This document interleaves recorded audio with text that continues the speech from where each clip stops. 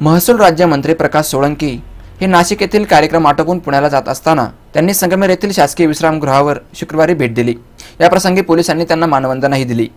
राष्ट्रवादीचे कपिल पवार आणि कार्यकर्त्यांनी नामदार प्रकाश सोळंकी यांचं स्वागत केलं। नामदार बाळासाहेब थोरात यांना त्यांनी 61व्या वाढदिवसाच्या शुभेच्छाही दिल्या। महसूल मंत्री आणि आमच्या विभागाचे प्रमुख आदरणीय बाळासाहेब थोरात साहेब यांचा काल वाढदिवस इथं मोठ्या उत्साहानं साजरा झाला।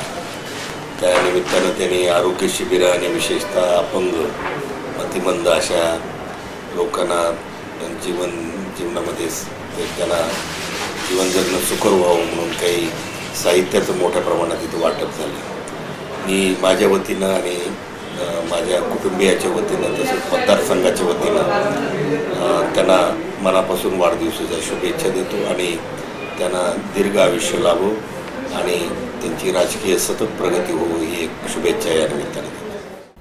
सी मूव्हीज अँड न्यूजसाठी कॅमेरामन सुखदेव गाडेकर, संगमनेर।